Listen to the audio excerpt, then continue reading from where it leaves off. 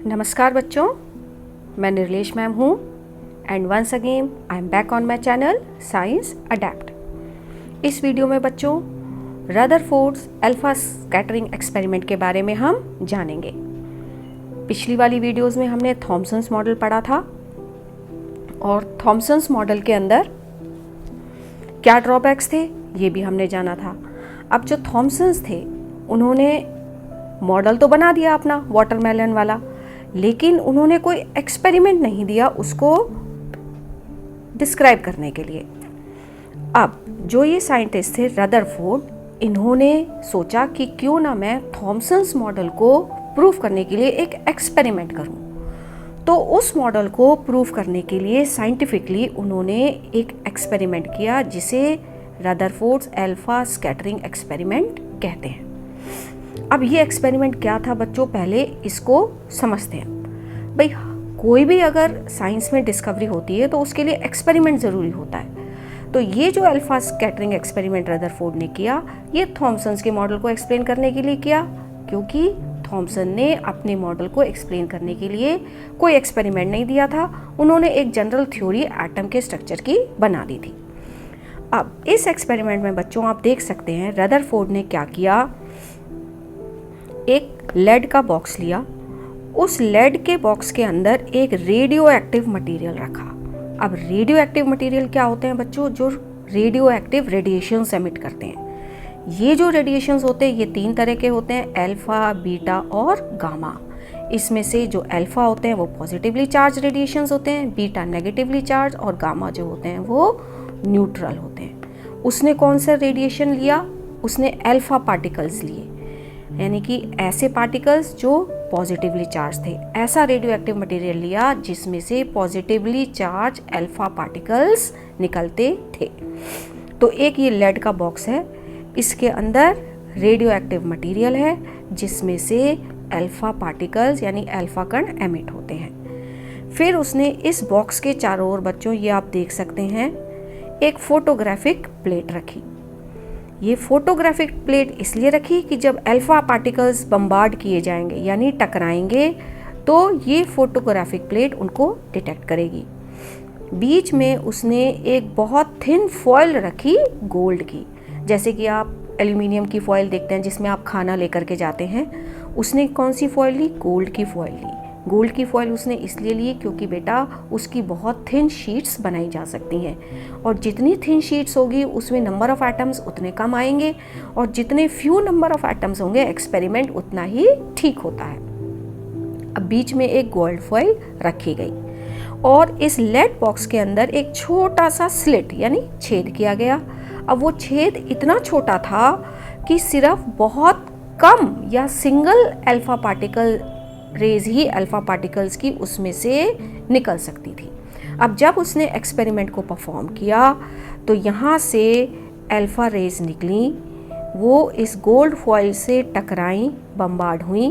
तो उसने क्या ऑब्जर्वेशन देखी, उसकी ऑब्जर्वेशन क्या थी, जैसा कि बच्चों आपको दिख रहा है, बहुत सारे अल्फा पार्टिकल्स गोल्ड फॉयल में से ये पास हो गए जो फोटोग्राफिक प्लेट में डिटेक्ट हुए। कुछ अल्फा पार्टिकल्स सीधे जाकर के अपने एंगल से डेविएट होके थोड़ा सा टेढ़े चले गए, यानी अपने एंगल से वो डेविएट हो गए, और 1000 में से कोई एक अल्फा पार्टिकल फॉयल से पास ही नहीं हो सका, वो वापस आ गया टकरा करके। अब ये जो एक्सपेरिमेंट्स थे, जो आपको ऑब्जर्वेशंस मैंने बताई बच्चों, उन्हें आप यहाँ देख सकते हैं। Most of the alpha particles pass straight through the gold foil, मतलब few alpha particles were deflected, थोड़े से डिफ्लेक्ट हो गए, जैसा कि आप इस फिगर में देख सकते हैं। ये बच्चों क्या दिखाया गया है, गोल्ड फॉयल के अंदर ये गोल्ड के एटम्स दिखाए गए। ये डायग्राम आपकी बुक्स में भी बना है। अब रदरफोर्ड ने जो एक रफ एटम का मॉडल बनाया, ये एटम्स उसी थ्योरी के हिसाब से बनाए गए हैं।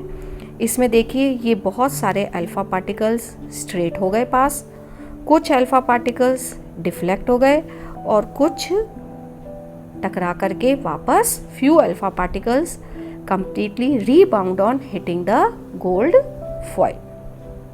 अब ये जो रदरफोर्ड के ऑब्जर्वेशंस थे ये थॉमसन्स मॉडल के हिसाब से नहीं थे, ये बिल्कुल उसके अगेंस्ट थे।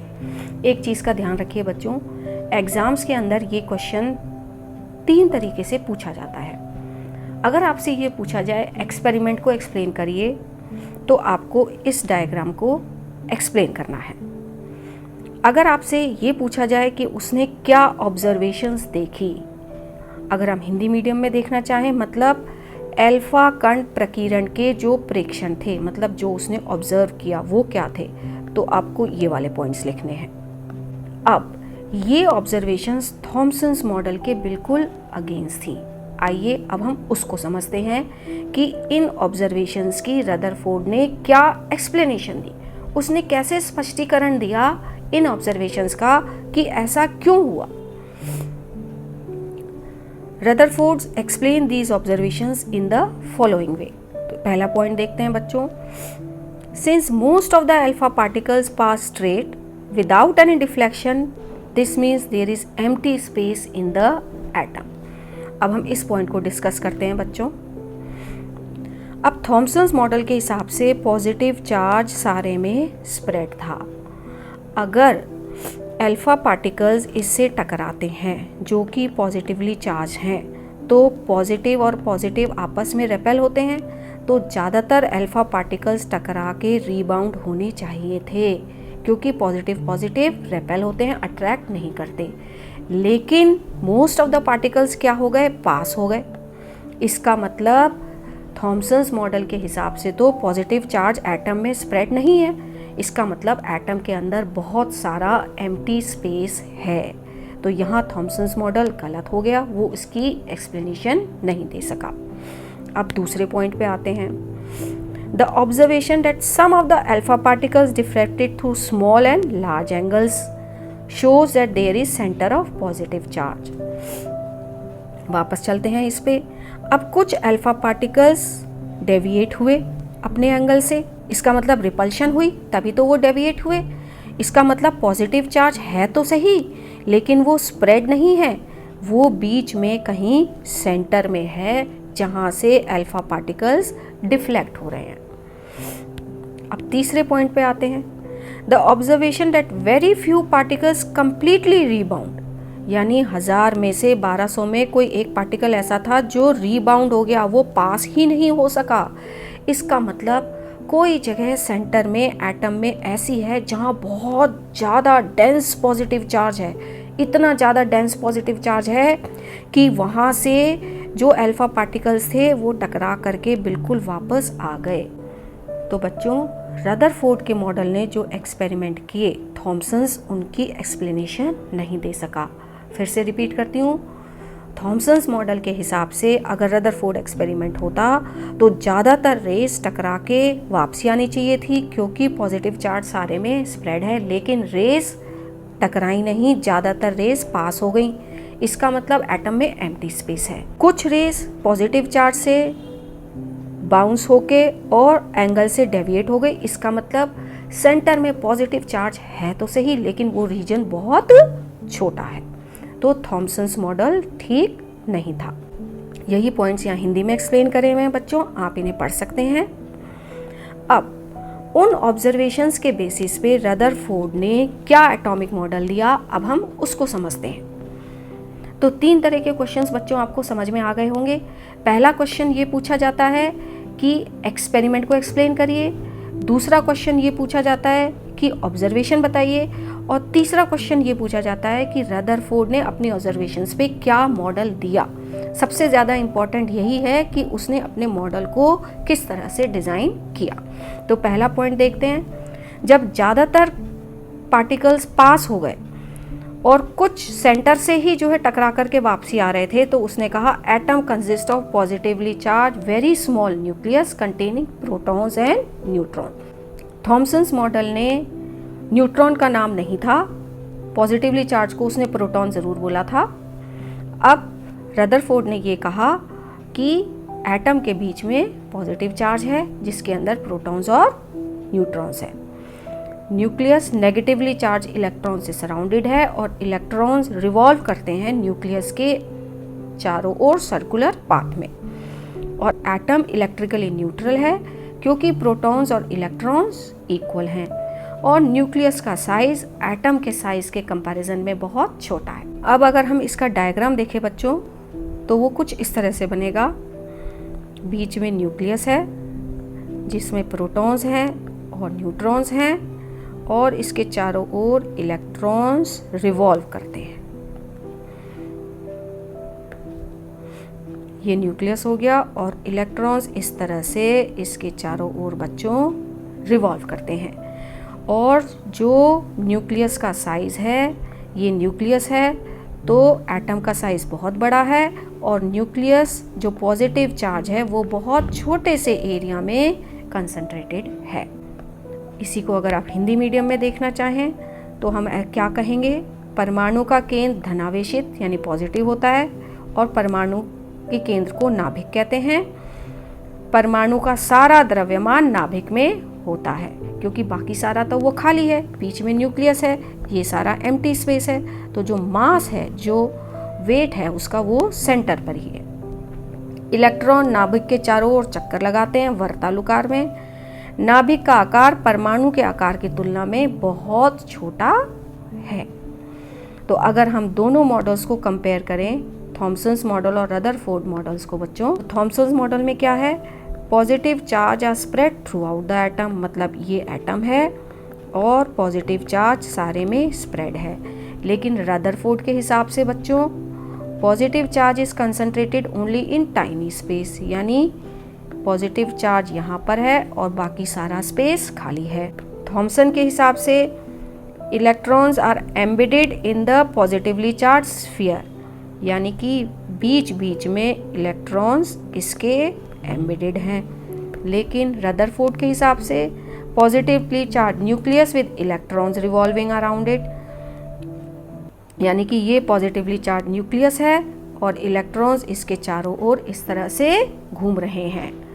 तो अपने एक्सपेरिमेंट के हिसाब से रदरफोर्ड का मॉडल विनर रहा और थॉमसन्स का मॉडल गलत सिद्ध हुआ। लेकिन इस रदरफोर्ड के मॉडल में भी कुछ ड्रॉबैक्स थे, कुछ कमियां थी। आइए बच्चों अब उसको डिस्कस करते हैं। अब रदरफोर्ड के मॉडल में क्या कमियां थी, जैसा कि रदरफोर्ड ने बताया, आप इस डायग्राम में देख सकते हैं बच्चों कि इलेक्ट्रॉन सर्कुलर ऑर्बिट में इस तरह से घूम रहा है। अब कोई भी बॉडी अगर सर्कुलर मोशन में घूमती है बच्चों, तो वो एक्सेलरेट हो रही है, यानी त्वरित हो रही है।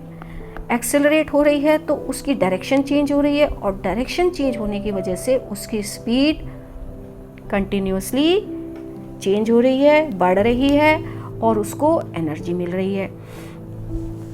अब रदरफोर्ड ने ये नहीं बताया कि अगर इलेक्ट्रॉन कंटिन्यूसली इलेक्ट्रॉन के चारों ओर मूव हो रहा है तो उस इलेक्ट्रॉन को एनर्जी का सोर्स कहाँ से मिल रहा है, वो एनर्जी वो कहाँ से ले रहा है। और अगर कोई इलेक्ट्रॉन इस तरह से न्यूक्लियस के चारों ओर लगातार घूम रहा है तो धीरे धीरे उसकी एनर्जी कम हो जाएगी, और जब उसकी एनर्जी कम हो जाएगी तो वो घूम घूम के स्पीड उसकी स्लो होगी और वो एक दिन न्यूक्लियस के अंदर समा जाएगा और एटम स्टेबल नहीं रहेगा। लेकिन ऐसा नहीं होता। तो ये ड्रॉबैक था एक रदरफोर्ड के मॉडल में बहुत बड़ा, कि उसने इलेक्ट्रॉन की सोर्स ऑफ एनर्जी क्या है, उसको कंटिन्यूस एनर्जी घूमने के लिए कैसे मिल रही है, इसकी एक्सप्लेनेशन उसके पास नहीं थी।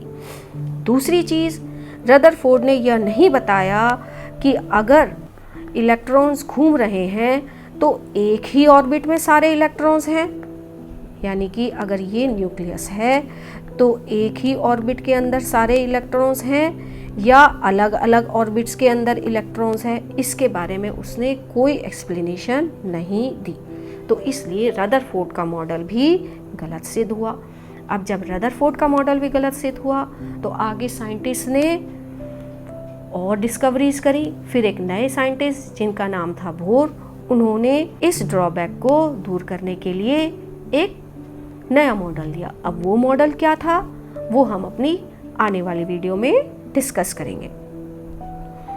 ये कमियां बच्चों हिंदी में यहाँ समझाई हुई हैं। कि चक्रण करते हुए इलेक्ट्रॉन का स्थायी हो पाना संभव नहीं है। कोई भी आवेशित कण गोलाकार कक्ष में त्वरित होगा, यानी उसकी एक्सेलरेशन होगी, और त्वरण के दौरान ऊर्जा का विकिरण होगा, मतलब एनर्जी लूज होगी। तो घूमता हुआ इलेक्ट्रॉन अपनी ऊर्जा विकिरित करेगा और नाभिक से घूम घूम के एक दिन टकरा जाएगा और इलेक्ट्रॉन यानी कि जो एटम है वो स्टेबल नहीं रहेगा। तो थैंक यू बच्चों, अगर वीडियो अच्छी लगी तो इसे लाइक और सब्सक्राइब करें।